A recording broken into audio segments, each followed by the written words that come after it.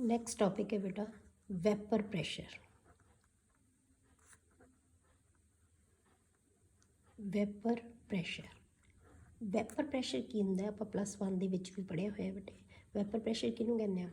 ਜੇ ਆਪਾਂ ਕੋਈ ਸੋਲੂਸ਼ਨ ਆਪਾਂ ਲੈ ਲਈਏ, ਚਾਹੇ ਲਿਕੁਇਡ ਲੈ ਲਈਏ ਕੋਈ, ਠੀਕ ਹੈ, ਉਹਦੇ ਵਿੱਚ ਆਪਾਂ ਉਹਨੂੰ ਉੱਪਰੋਂ ਬੰਦ ਕਰ ਦਈਏ, ਉਹਦੇ ਵੈਪਰਸ ਹੈ ਜਿਹੜੇ ਉੱਪਰ ਆ ਜਾਣਗੇ, ਇਵੈਪੋਰੇਟ ਹੋ ਜਾਏਗਾ। ਲਿਕੁਇਡ ਕਿਹੜਾ ਹੋਣਾ ਚਾਹੀਦਾ? ਜੇ ਉਹ ਵੋਲਾਟਾਈਲ ਹੈ ਤਾਂ ਉਹਦੇ ਵੈਪਰਸ ਬਣ ਜਾਣਗੇ। ਹੌਲੀ ਹੌਲੀ ਵੈਪਰਸ ਦੀ ਰੇਟ ਹੈ ਜਿਹੜੀ ਉਹਦੀ ਵੱਧਦੀ ਜਾਏਗੀ, ਵੈਪਰਸ ਬਣਦੇ ਜਾਣਗੇ। ਪਰ ਇੱਕ ਟਾਈਮ ਇਹੋ ਜਿਹਾ ਆਏਗਾ ਜਦੋਂ ਵੈਪਰਸ ਜ਼ਿਆਦਾ ਹੋ ਜਾਂਦੇ ਆ ਤਾਂ ਵੈਪਰਸ ਹੈ ਜਿਹੜੇ ਉਹ ਕੰਡੈਂਸ ਹੋ ਕੇ ਨੀਚੇ ਸੋਲਿਊਸ਼ਨ ਦੇ ਵਿੱਚ ਆ ਜਾਣਗੇ। ਮਤਲਬ ਕਿ ਇਵੈਪੋਰੇਸ਼ਨ ਅਤੇ ਕੰਡੈਂਸੇਸ਼ਨ ਇਹ ਆਪਾਂ ਚੀਜ਼ ਪਹਿਲਾਂ ਵੀ ਕੀਤੀ ਹੈ, ਦੋਨੋਂ ਪ੍ਰੋਸੈਸਿਸ ਚੱਲੀ ਜਾਣਗੀਆਂ। ਇਸ ਇਕੁਇਲਿਬਰੀਅਮ ਦੇ ਉੱਤੇ ਇਹ ਵੈਪਰਸ ਜਿੰਨਾ ਇਸ ਲਿਕੁਇਡ ਦੇ ਸਰਫੇਸ ਦੇ ਉੱਤੇ ਪ੍ਰੈਸ਼ਰ ਪਾ ਰਹੇ ਹੈ ਉਹਨੂੰ ਅਸੀਂ ਕੀ ਕਹਿੰਦੇ ਹਾਂ? Wiper pressure. ਠੀਕ ਹੈ, pressure exerted by the vapors above the liquid at equilibrium with the liquid is called vapor pressure। ठीक है, ਆਪਾਂ ਅੱਜ ਕੀ ਪੜ੍ਹਨਾ ਹੈ ਕਿ ਵੈਪਰ ਪ੍ਰੈਸ਼ਰ ਆਫ, ਆਪਾਂ ਕਿਹਦਾ ਪੜ੍ਹਨਾ ਹੈ? Vapour pressure of liquid solutions. ਆਪਾਂ ਅੱਜ ਲਿਕੁਇਡ ਸੋਲਿਊਸ਼ਨਸ ਦਾ ਵੈਪਰ ਪ੍ਰੈਸ਼ਰ ਸਟੱਡੀ ਕਰਾਂਗੇ। ਲਿਕੁਇਡ ਸੋਲਿਊਸ਼ਨ ਬੇਟੇ ਕਿਹੜੇ ਹੁੰਦੇ ਆ? ਲਿਕੁਇਡ ਸੋਲਿਊਸ਼ਨ ਅਸੀਂ ਕਿਹਨਾਂ ਨੂੰ ਕਹਿੰਦੇ ਆ? ਜਿਹਦੇ ਵਿੱਚ ਜਿਹੜਾ ਸੋਲਵੈਂਟ ਹੈ ਉਹ ਤਾਂ ਕੀ ਹੋਵੇ? ਲਿਕੁਇਡ ਹੀ ਹੋਵੇ, ਪਰ ਜਿਹੜਾ ਸੋਲਿਊਟ ਹੈ, ਠੀਕ ਹੈ, ਸੋਲਿਊਟ ਹੈ ਜਿਹੜਾ ਉਹ ਕੀ ਹੋ ਸਕਦਾ ਹੈ? ਗੈਸ ਵੀ ਹੋ ਸਕਦੀ ਹੈ, ਲਿਕੁਇਡ ਵੀ ਹੋ ਸਕਦਾ ਹੈ ਐਂਡ ਸੋਲਿਡ ਵੀ ਹੋ ਸਕਦਾ ਹੈ। ਇਹਨਾਂ 'ਚੋਂ ਕੋਈ ਮਰਜ਼ੀ ਜਿਹੜਾ ਸੋਲਿਊਟ ਹੈ ਉਹ ਹੋ ਸਕਦਾ ਹੈ। ਠੀਕ ਹੈ, ਪਰ ਇਸ ਟੌਪਿਕ ਦੇ ਵਿੱਚ ਆਪਾਂ ਕੀ ਪੜ੍ਹਾਂਗੇ? ਲਿਕੁਇਡ ਐਂਡ ਸੋਲਿਡ ਸੋਲਿਊਟ, ਕਿਉਂਕਿ ਗੈਸ ਆਪਾਂ ਪਿਛਲੇ ਟੌਪਿਕ 'ਚ ਕੀਤਾ ਜਿੱਥੇ ਆਪਾਂ ਹੈਨਰੀਜ਼ ਲਾਅ ਕੀਤਾ ਸੀ, ਆਪਾਂ ਗੈਸਿਸ ਦੀ ਸੋਲਿਬਿਲਿਟੀ ਕੀਤੀ ਸੀ ਇਨ ਲਿਕੁਇਡਸ। ਠੀਕ ਹੈ, ਇਹਦੇ ਵਿੱਚ ਹੁਣ ਆਪਾਂ ਕੀ ਪੜ੍ਹਾਂਗੇ ਅੱਜ? ਜਿਹੜਾ ਲਿਕੁਇਡ ਸੋਲਿਊਸ਼ਨਸ ਦੇ ਵਿੱਚੋਂ ਵੈਪਰ ਪ੍ਰੈਸ਼ਰ ਹੈ ਜਿਹੜਾ ਉਹ ਪਹਿਲਾਂ ਕਿਹਦਾ ਲਵਾਂਗੇ ਆਪਾਂ? Wiper pressure of liquid in liquid solution, liquid in liquid solution. ਠੀਕ ਹੈ, ਇਹਨਾਂ ਨੂੰ ਅੱਜ ਆਪਾਂ ਸਟੱਡੀ ਕਰਾਂਗੇ। ਠੀਕ ਹੈ, ਸਭ ਤੋਂ ਇਹਦੇ ਵਿੱਚ ਆਪਾਂ ਕੀ ਲੈਂਦੇ ਹਾਂ ਬੇਟਾ? ਸਪੋਜ਼ ਕਰੋ ਆਪਾਂ ਇੱਕ ਬਾਈਨਰੀ ਸੋਲਿਊਸ਼ਨ ਲੈਂਦੇ ਹਾਂ। ਠੀਕ ਹੈ, ਬਾਈਨਰੀ ਸੋਲਿਊਸ਼ਨ ਕਿਹਨੂੰ ਕਿਹਾ ਜਾਂਦਾ ਹੈ? ਜਿਹਦੇ ਵਿੱਚ ਇੱਕ ਸੋਲਿਊਟ ਹੋਏਗਾ ਅਤੇ ਇੱਕ ਹੀ ਉਹਦੇ ਵਿੱਚ ਸੋਲਵੈਂਟ ਹੋਏਗਾ, ਸਿਰਫ ਦੋ ਕੰਪੋਨੈਂਟਸ ਹੋਣਗੇ। ਠੀਕ ਹੈ, ਇਹਨਾਂ ਦੋ ਕੰਪੋਨੈਂਟਸ ਨੂੰ ਆਪਾਂ ਨਾਮ ਲਿਖ ਦਿੰਦੇ ਹਾਂ। ਸਪੋਜ਼ ਕਰੋ ਆਪਾਂ ਇਹਨੂੰ ਕੰਪੋਨੈਂਟ ਇਹਨੂੰ ਆਪਾਂ ਮੰਨ ਲਿਆ ਕੰਪੋਨੈਂਟ 1, ਇਹਨੂੰ ਆਪਾਂ ਮੰਨ ਲਿਆ ਕੰਪੋਨੈਂਟ 2। ਠੀਕ ਹੈ, ਸੋਲਵੈਂਟ ਨੂੰ ਕੰਪੋਨੈਂਟ 1 ਮੰਨ ਲਿਆ, ਸੋਲਿਊਟ ਨੂੰ ਅਸੀਂ ਕੰਪੋਨੈਂਟ 2 ਮੰਨ ਲਿਆ। ਇਹਦੇ ਨਾਲ ਹੀ ਆਪਾਂ ਇਹਨਾਂ ਨੂੰ ਡਿਨੋਟ ਕਰਾਂਗੇ। ਠੀਕ ਹੈ, ਇਹਦੇ ਵਾਸਤੇ ਆਪਾਂ ਜਿਹੜੀ ਵੈਸਲ ਹੈ ਉਹ ਬੇਟੇ ਕਲੋਜ਼ ਲਵਾਂਗੇ। ਕਲੋਜ਼ ਵੈਸਲ ਕਿਉਂ ਲਵਾਂਗੇ? ਕਿਉਂਕਿ ਜਿਹੜਾ ਅਸੀਂ ਪ੍ਰੈਸ਼ਰ ਕੈਲਕੂਲੇਟ ਕਰਦੇ ਹਾਂ ਉਹ ਕਿੱਥੇ ਕਰਦੇ ਹਾਂ? ਇਕੁਇਲਿਬਰੀਅਮ 'ਤੇ। ਅਤੇ ਇਕੁਇਲਿਬਰੀਅਮ ਤਾਂ ਅਟੇਨ ਹੋਏਗਾ ਜੇ ਸਾਡੀ ਵੈਸਲ ਕਲੋਜ਼ ਹੋਏਗੀ। ਜੇ ਅਸੀਂ ਓਪਨ ਰੱਖਾਂਗੇ ਤਾਂ ਸਾਰੇ ਵੈਪਰਸ ਕੀ ਹੈ? ਐਸਕੇਪ ਕਰ ਜਾਣਗੇ, ਤਾਂ ਇਕੁਇਲਿਬਰੀਅਮ ਅਟੇਨ ਹੋਣ ਦਾ ਕੋਈ ਚਾਂਸ ਹੀ ਨਹੀਂ ਹੋਏਗਾ ਹੀ ਨਹੀਂ, ਤਾਂ ਅਸੀਂ ਵੈਪਰ ਪ੍ਰੈਸ਼ਰ ਨੂੰ ਮੇਜਰ ਨਹੀਂ ਕਰ ਸਕਦੇ।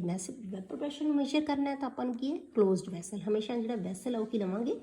ਕਲੋਜ਼ ਲਵਾਂਗੇ, ਤਾਂ ਕਿ ਇਹਨਾਂ ਦੇ ਵਿੱਚ ਇਕੁਇਲਿਬਰੀਅਮ ਹੈ ਜਿਹੜਾ, ਠੀਕ ਹੈ, ਇਕੁਇਲਿਬਰੀਅਮ ਹੈ ਜਿਹੜਾ ਉਹ ਅਟੇਨ ਹੋ ਸਕੇ। ਠੀਕ ਹੈ, ਠੀਕ ਹੈ, ਤਾਂ ਹੀ ਇਹ ਅਟੇਨ ਹੋਏਗਾ ਜੇ ਆਪਾਂ ਕਲੋਜ਼ਡ ਵੈਸਲ ਲਵਾਂਗੇ। ਸਪੋਜ਼ ਕਰ ਲੈਂਦੇ ਹੁਣ ਆਪਾਂ ਇਕੁਇਲਿਬਰੀਅਮ ਦੀ ਸਟੇਜ ਦੇ ਉੱਤੇ ਕਿ ਜਿਹੜਾ ਇਹਨਾਂ ਦਾ ਵੈਪਰ ਪ੍ਰੈਸ਼ਰ ਹੈ ਜਿਹੜਾ ਆਪਾਂ ਲੈਂਦੇ ਹਾਂ, ਪ੍ਰੈਸ਼ਰ ਨੂੰ ਆਪਾਂ ਕਾਹਦੇ ਨਾਲ ਲਿਖਦੇ ਹਾਂ? ਇਹਦੇ ਵਿੱਚ ਜਿਹੜਾ ਪ੍ਰੈਸ਼ਰ ਲਵਾਂਗੇ, ਪ੍ਰੈਸ਼ਰ ਨੂੰ ਆਪਾਂ ਲਿਖਦੇ ਹਾਂ, ਜਿਹੜਾ ਟੋਟਲ ਪ੍ਰੈਸ਼ਰ ਹੈ ਉਹ ਕਾਹਦੇ ਨਾਲ ਲਿਖ ਦਿੰਦੇ ਹਾਂ ਅਸੀਂ? PT ਨਾਲ। ਠੀਕ ਹੈ, ਇਹਨਾਂ ਦੀ ਜਿਹੜੀ ਮੋਲ ਫ੍ਰੈਕਸ਼ਨ ਹੈ, ਮੋਲ ਫ੍ਰੈਕਸ਼ਨ ਅਸੀਂ ਜੇ ਆਪਾਂ ਲਈਏ ਇਹਨਾਂ ਦੀ ਮੋਲ ਫ੍ਰੈਕਸ਼ਨ ਕਿ ਕਿੰਨੀ ਅਮਾਊਂਟ ਕਿਸੇ ਲਿਕੁਇਡ ਦੀ ਹੈਗੀ ਹੈ, ਤਾਂ ਮੋਲ ਫ੍ਰੈਕਸ਼ਨ ਆਪਾਂ ਲਵਾਂਗੇ ਤਾਂ ਉਹਨੂੰ ਆਪਾਂ ਇੱਕ ਕੰਪੋਨੈਂਟ ਦੀ ਮੋਲ ਫ੍ਰੈਕਸ਼ਨ ਨੂੰ ਆਪਾਂ ਲਵਾਂਗੇ, ਕੰਪੋਨੈਂਟ 1 ਦੀ ਮੋਲ ਫ੍ਰੈਕਸ਼ਨ ਨੂੰ ਅਸੀਂ x1 ਲੈ ਲਾਂਗੇ ਅਤੇ ਕੰਪੋਨੈਂਟ 2 ਦੀ ਮੋਲ ਫ੍ਰੈਕਸ਼ਨ ਨੂੰ ਅਸੀਂ x2 ਲੈ ਲਾਂਗੇ। ਠੀਕ ਹੈ, ਇਹਦੇ ਵਿੱਚ ਇੱਕ ਫ੍ਰੈਂਚ ਜਿਹੜਾ ਕੈਮਿਸਟ ਹੈ ਰਾਲਟ, ਉਹਨੇ ਇੱਕ ਕੁਆਂਟੀਟੇਟਿਵ ਰਿਲੇਸ਼ਨਸ਼ਿਪ ਦਿੱਤਾ ਹੈ between the pressure and the mall fraction. Pressure ਅਤੇ ਮੋਲ ਫ੍ਰੈਕਸ਼ਨ ਦੇ ਵਿੱਚ ਇੱਕ ਉਹਨੇ ਕੁਆਂਟੀਟੇਟਿਵ ਰਿਲੇਸ਼ਨਸ਼ਿਪ ਦਿੱਤਾ ਹੈ ਜਿਹਨੂੰ ਆਪਾਂ ਕਹਿੰਦੇ ਹਾਂ ਰਾਊਟਸ ਲਾਅ।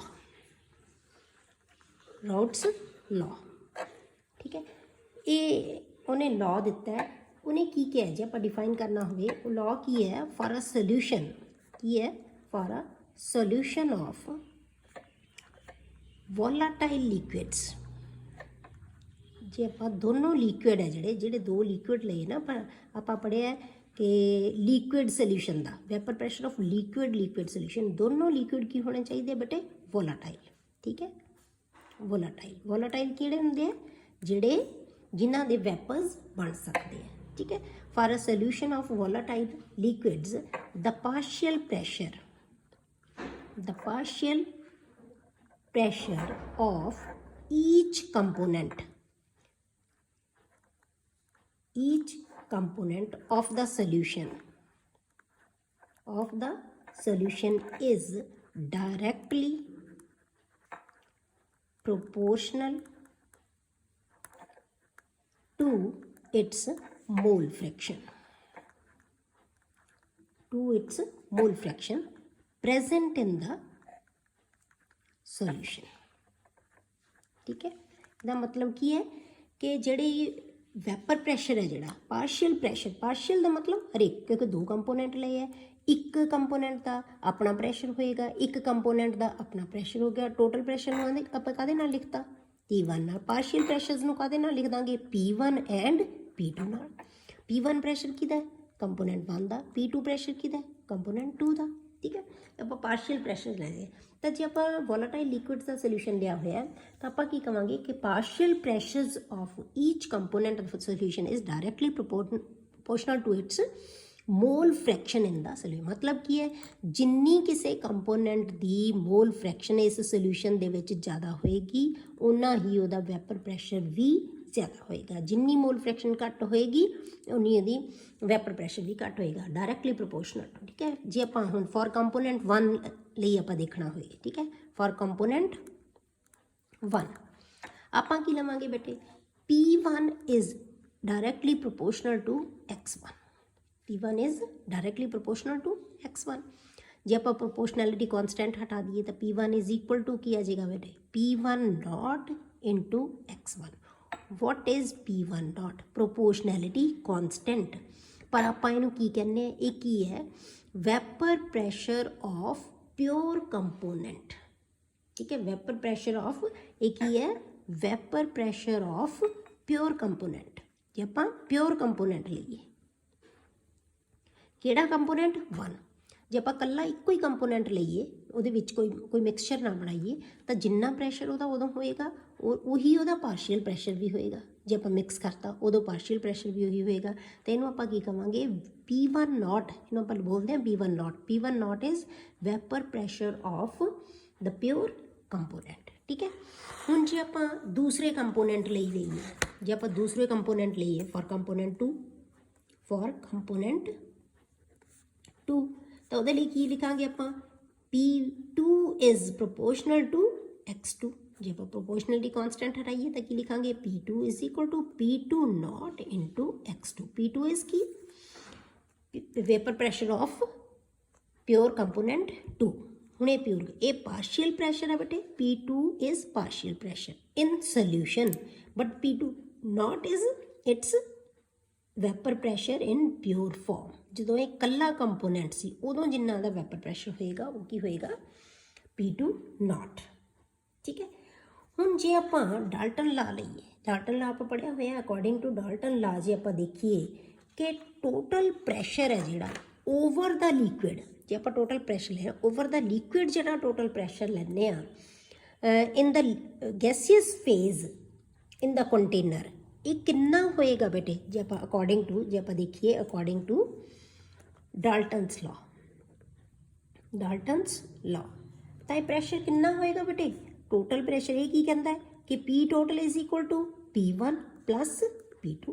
मतलब कि P टोटल किहदे बराबर होएगा partial pressure of both the components. दोनों कंपोनेंट्स का जिन्ना जिन्ना पार्शियल प्रैशर होएगा उहदे बराबर होएगा।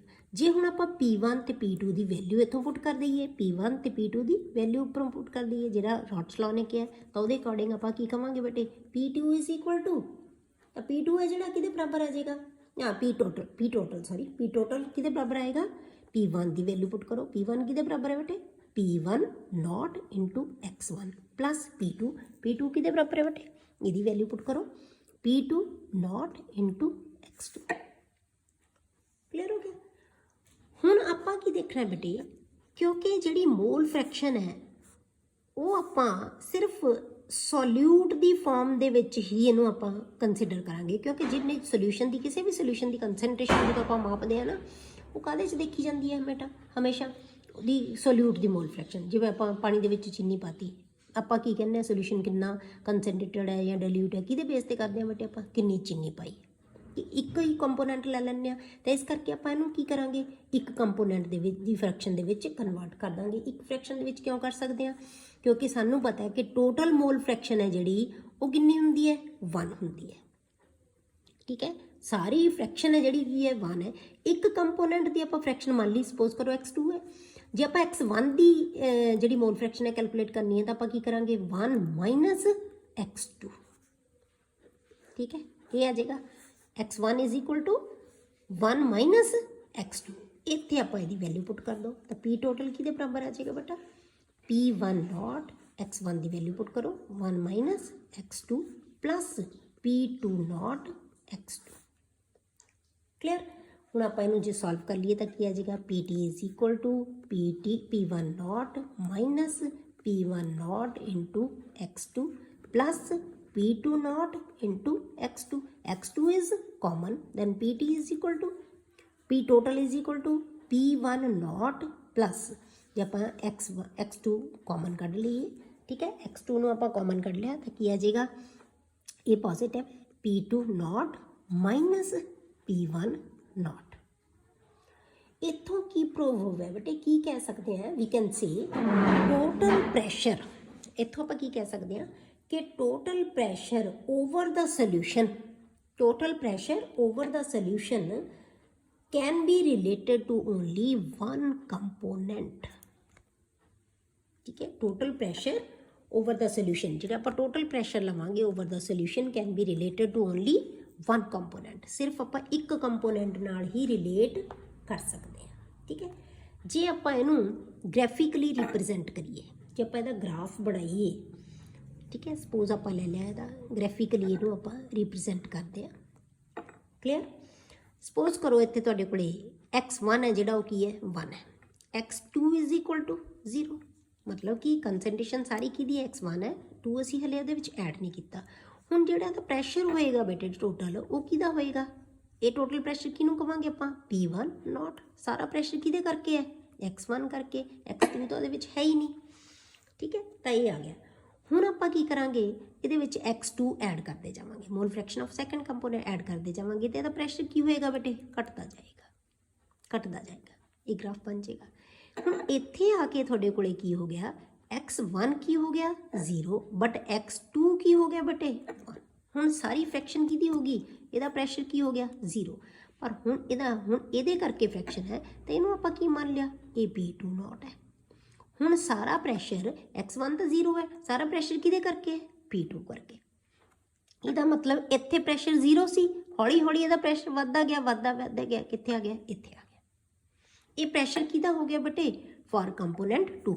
ਇਹ ਕਿਹਦੇ ਲਈ ਸੀ, ਇਹ P1 ਹੈ, ਪਾਰਸ਼ੀਅਲ ਪ੍ਰੈਸ਼ਰ ਆਫ ਸਾਰੇ। ਇਹ ਹੁਣ ਪਾਰਸ਼ੀਅਲ ਪ੍ਰੈਸ਼ਰ ਹੈ, ਇਹ ਟੋਟਲ ਪ੍ਰੈਸ਼ਰ ਸੀ, ਇਹ ਪਾਰਸ਼ੀਅਲ ਪ੍ਰੈਸ਼ਰ ਹੈ ਕਿਉਂਕਿ ਘਟਦਾ ਜਾਏਗਾ। ਇਹ ਪਾਰਸ਼ੀਅਲ ਪ੍ਰੈਸ਼ਰ ਕਿਹੜਾ ਬੇਟੇ, P2 ਕੰਪੋਨੈਂਟ, P2 ਹੈ। ਤੇ ਜੇ ਆਪਾਂ ਸੋਲਿਊਸ਼ਨ ਦਾ ਕਿਸੇ ਵੀ ਟਾਈਮ ਤੇ ਕੈਲਕੂਲੇਟ ਕਰਨਾ ਹੋਵੇ ਤਾਂ ਕੀ ਹੋਏਗਾ, ਆ ਹੋਏਗਾ pressure of total pressure PT which is equal to P1 plus P2। ਠੀਕ, ਇਹਨੂੰ ਅਸੀਂ ਗ੍ਰਾਫਿਕਲੀ ਇਹ ਜਿਹੜਾ ਉਹ ਰਿਪਰੈਜ਼ੈਂਟ ਕਰ ਸਕਦੇ ਹਾਂ ਕਿਸੇ ਵੀ। ਪਰ ਜਿਹੜਾ ਇਹ ਪਲਾਟ ਹੈ ਬੇਟੇ, ਇਹ ਕਿਹਦੇ ਵਾਸਤੇ ਹੈ, ਸਿਰਫ ਵੋਲਾਟਾਈਲ ਲਿਕੁਇਡਸ ਵਾਸਤੇ। ਵੋਲਾਟਾਈਲ ਲਿਕੁਇਡਸ, ਲਿਕੁਇਡ ਜਿਹੜੇ ਦੋਨੇ ਉਹ ਕੀ ਹੋਣਗੇ, ਵੋਲਾਟਾਈਲ ਹੋਣਗੇ। ਦੂਸਰੀ ਚੀਜ਼, ਇਹ ਗ੍ਰਾਫ ਹੈ ਕਿਹਦੇ ਵਾਸਤੇ ਹੈ, ਆਈਡੀਅਲ ਸੋਲਿਊਸ਼ਨਸ ਵਾਸਤੇ। ਜੇ ਸੋਲਿਊਸ਼ਨ ਆਈਡੀਅਲ ਹੈ ਮਤਲਬ ਉਹਨਾਂ ਦੀ ਕੰਸੈਂਟ੍ਰੇਸ਼ਨ ਹੈ ਜਿਹੜੀ ਉਹ ਕੋਈ ਇਫੈਕਟ ਨਹੀਂ ਕਰੇਗੀ ਕੋਈ ਚੀਜ਼ ਨੂੰ ਵੀ। ਠੀਕ ਹੈ, ਆਪਾਂ ਅੱਗੋਂ ਪੜਾਂਗੇ, ਅਗਲਾ ਟੌਪਿਕ ਸਾਡਾ ਆਏਗਾ ideal and naan ideal solutions. ਉੱਥੇ ਤੁਹਾਨੂੰ ਕਲੀਅਰ ਹੋਏਗਾ ਕਿ ਆਈਡੀਅਲ ਕਿਹਨੂੰ ਕਹਿੰਦੇ ਹਾਂ ਅਸੀਂ। ਤਾਂ ਇੱਥੇ ਤੁਹਾਡਾ ਸੋਲਿਊਸ਼ਨ ਹੈ ਜਿਹੜਾ ਉਹ ਹੈ, ਇਟ ਸ਼ੁੱਡ ਬੀ ਆਈਡੀਅਲ, ਤਾਂ ਇਹ ਗ੍ਰਾਫ ਨੂੰ ਫੋਲੋ ਕਰੇਗਾ। ਰੋਟਸ ਲਾਅ ਨੂੰ। ਇਹ ਰੋਟਸ ਲਾਅ ਦਾ ਗ੍ਰਾਫ ਬਣਾਇਆ ਆਪਾਂ ਕਿ ਜਿਹੜਾ ਪਾਰਸ਼ੀਅਲ ਪ੍ਰੈਸ਼ਰ, ਟੋਟਲ ਪ੍ਰੈਸ਼ਰ ਹੈ ਉਹ ਕਿਹਦੇ ਸਮ ਦੇ ਬਰਾਬਰ ਹੈ, P1 ਤੇ P2 ਦੇ। ਤੇ ਆਪਾਂ ਕਹਿੰਦੇ ਆ ਕਿ P1 is directly proportional to P1 dot into x1। ਠੀਕ ਹੈ। ਹੁਣ ਜੇ ਆਪਾਂ ਬੇਟੇ ਕਿਸੇ ਵੈਪਰ ਫੇਜ਼, ਇਹੀ ਕੰਪੋਨੈਂਟਸ ਦੀ ਵੈਪਰ ਫੇਜ਼ ਦੇ ਵਿੱਚ ਜੇ ਆਪਾਂ ਕੰਪੋਜੀਸ਼ਨ ਲੈਣੀ ਹੈ, ਵੈਪਰ ਫੇਜ਼ ਦੇ ਵਿੱਚ ਕੰਪੋਜੀਸ਼ਨ ਲਵਾਂਗੇ ਆਪਾਂ। ਹੁਣ ਵੈਪਰ ਫੇਜ਼ ਦੇ ਵਿੱਚ ਕੰਪੋਜੀਸ਼ਨ ਕਿਵੇਂ ਲਵਾਂਗੇ, ਜਿਵੇਂ ਹੁਣ ਇੱਥੇ ਹੈ, ਆ ਦਿਖਾਇਆ ਆਪਾਂ ਪਹਿਲਾਂ ਤਾਂ ਆਪਾਂ ਫ੍ਰੈਕਸ਼ਨ ਇੱਥੇ ਲਈ ਹੈ ਕਿ ਕਿੰਨੀ ਇਹਦੇ ਵਿੱਚ ਕੰਪੋਜੀਸ਼ਨ ਹੈਗੀ ਹੈ, ਉਹ ਫ੍ਰੈਕਸ਼ਨ ਲਈ ਹੈ ਆਪਾਂ ਮੋਲ ਫ੍ਰੈਕਸ਼ਨ। ਹੁਣ ਜੇ ਆਪਾਂ ਇਸੇ ਮੋਲ ਫ੍ਰੈਕਸ਼ਨ ਨੂੰ ਇਸ ਵੈਪਰ ਫੇਜ਼ ਦੇ ਵਿੱਚ ਲੈਣਾ ਹੋਵੇ, ਇਕੱਲੇ ਵੈਪਰ ਫੇਜ਼ ਦੇ ਵਿੱਚ ਲੈਣਾ ਕਿ ਕਿਸੇ ਵੀ ਕੰਪੋਨੈਂਟ ਦੀ ਕਿੰਨੀ ਫ੍ਰੈਕਸ਼ਨ ਹੈ ਇੱਥੇ, ਤਾਂ ਉਹਨੂੰ ਅਸੀਂ ਕਿਵੇਂ ਕੈਲਕੂਲੇਟ ਕਰਦੇ ਹਾਂ, ਉਹ ਵੀ ਇਕੁਇਲਿਬਰੀਅਮ ਤੇ ਲਵਾਂਗੇ ਆਪਾਂ। ਵੈਪਰ ਫੇਜ਼ ਦੀ composition at equilibrium with the solution. ਤਾਂ ਆਪਾਂ ਕਿਹਦੇ ਨਾਲ ਲਵਾਂਗੇ ਬੇਟੇ, ਉਹ ਕਿਹਦੇ ਤੇ ਡਿਪੈਂਡ ਕਰਦੀ ਹੈ, ਪਾਰਸ਼ੀਅਲ ਪ੍ਰੈਸ਼ਰ ਆਫ ਕੰਪੋਨੈਂਟਸ। ਹਰੇਕ ਕੰਪੋਨੈਂਟ ਦਾ ਇੱਥੇ ਕਿੰਨਾ ਪ੍ਰੈਸ਼ਰ ਹੈ ਉਹਨਾਂ ਤੇ ਡਿਪੈਂਡ ਕਰੇਗੀ। ਹੁਣ ਆਪਾਂ ਸਪੋਜ਼ ਕਰਦੇ ਹਾਂ ਕਿ ਇਸ ਵੈਪਰ ਫੇਜ਼ ਦੇ ਵਿੱਚ ਜਿਹੜੀ ਮੋਲ ਫ੍ਰੈਕਸ਼ਨ ਹੈ ਉਹ ਕੰਪੋਨੈਂਟ 1 ਤੇ 2 ਦੀ ਜੇ ਆਪਾਂ ਲਈਏ, ਉੱਥੇ ਆਪਾਂ x1 ਤੇ x2 ਲਿਆ ਸੀ। ਸੋਲਿਊਸ਼ਨ ਦੇ ਵਿੱਚ ਜਿਹੜੀ ਮੋਲ ਫ੍ਰੈਕਸ਼ਨ ਉਹ ਕੀ ਸੀ, x1 ਐਂਡ x2। ਹੁਣ ਜਿਹੜੀ ਮੋਲ ਫ੍ਰੈਕਸ਼ਨ ਆਪਾਂ ਵੈਪਰ ਫੇਜ਼ 'ਚ ਲਵਾਂਗੇ, ਠੀਕ ਹੈ, ਕਿੱਥੇ ਲੈਣੀ ਹੈ ਹੁਣ ਆਪਾਂ, ਵੈਪਰ ਫੇਜ਼ 'ਚ। ਇਸੇ ਮੋਲ ਫ੍ਰੈਕਸ਼ਨ ਨੂੰ ਆਪਾਂ ਕੀ ਕਹਿ ਦਿੰਦੇ ਹਾਂ, y1 and y2। x1 and x2 is mole fraction of the components in the solution, but y1 and y2 is mole fraction of the components in vapor phase। ਸਿਰਫ wiper phase ਦੇ ਗੈਸੀਅਸ farm ਦੇ ਵਿੱਚ ਜਿਹੜੇ ਹੈਗੇ ਆ ਉਦੋਂ ਆਪਾਂ ਉਹਨਾਂ ਦੀ ਜਿਹੜੀ ਮੋਲ ਫ੍ਰੈਕਸ਼ਨ ਲਵਾਂਗੇ। ਹੁਣ ਤੁਸੀਂ ਬੇਟੇ ਕੀ ਯਾਦ ਕੀ ਰੱਖਣਾ ਹੈ ਕਿ ਜੇ ਆਪਾਂ ਇਹਨਾਂ ਨੂੰ ਕੰਪੋਨੈਂਟ 1 ਤੇ ਕੰਪੋਨੈਂਟ 2 ਦੀ ਮੋਲ ਫ੍ਰੈਕਸ਼ਨ ਨੂੰ ਆਪਾਂ ਵੈਪਰ ਫੇਜ਼ ਦੇ ਵਿੱਚ ਰਿਲੇਟ ਕਰਨਾ ਹੋਵੇ ਤਾਂ ਅਕੋਰਡਿੰਗ ਟੂ ਡਾਲਟਨ ਲਾ ਉਹਨੇ ਕੀ ਕਿਹਾ ਕਿ P1 is equal to, P1 ਹੈ ਜਿਹੜਾ ਕਿਹਦੇ ਬਰਾਬਰ ਹੈ, y1 into P total, and P2 ਕਿਹਦੇ ਬਰਾਬਰ ਆ ਜਾਏਗਾ ਬੇਟੇ, P2 is equal to y2 into P total. ਹੁਣ ਜਨਰਲੀ ਆਪਾਂ ਲਿਖਣਾ ਹੋਵੇ, ਜਿੰਨੇ ਮਰਜ਼ੀ ਕੰਪੋਨੈਂਟਸ ਹੋ ਸਕਦੇ ਆ, ਤਾਂ ਆਪਾਂ ਕੀ ਲਿਖ ਸਕਦੇ ਹਾਂ, Pi is equal to yi into P total। ਇਹਨੂੰ ਤੁਸੀਂ ਯਾਦ ਰੱਖਣਾ, ਠੀਕ ਹੈ। ਇੱਥੋਂ ਅਸੀਂ ਜੇ ਮੋਲ ਫ੍ਰੈਕਸ਼ਨ ਕੱਢਣੀ ਹੋਵੇ ਕਿਸੇ ਵੀ ਕੰਪੋਨੈਂਟ ਦੀ, ਜੇ ਆਪਾਂ ਮੋਲ ਫ੍ਰੈਕਸ਼ਨ ਕੱਢਣੀ ਹੈ ਤਾਂ ਆਪਾਂ ਕੀ ਲਿਖ ਸਕਦੇ ਹਾਂ ਬੇਟੇ, ਜੇ ਆਪਾਂ ਮੋਲ ਫ੍ਰੈਕਸ਼ਨ ਕੱਢਣੀ ਹੈ ਤਾਂ ਆਪਾਂ ਕੀ ਲਿਖਾਂਗੇ, yi is equal to, yi ਕਿਹਦੇ ਬਰਾਬਰ ਆ ਜਾਏਗਾ, Pi upon P total। ਮਤਲਬ ਕੀ ਹੈ ਕਿ ਕਿਸੇ ਵੀ ਵੈਪਰ ਫੇਜ਼ ਦੇ ਵਿੱਚ ਕਿਸੇ ਵੀ ਕੰਪੋਨੈਂਟ ਦੀ ਜੇ ਆਪਾਂ ਫ੍ਰੈਕਸ਼ਨ ਕੈਲਕੂਲੇਟ ਕਰਨੀ ਹੈ ਤਾਂ ਆਪਾਂ ਉਹਨੂੰ ਕਿਹਦੇ ਬਰਾਬਰ ਰੱਖਾਂਗੇ, Pi upon Pt। Pi ਕੀ ਚੀਜ਼ ਹੈ ਬੇਟੇ, Pi ਕੀ ਚੀਜ਼ ਹੈ, partial pressure of component. Pt ਕੀ ਚੀਜ਼ ਹੈ, total pressure of all the components. Clear ਹੈ, total pressure of all the components.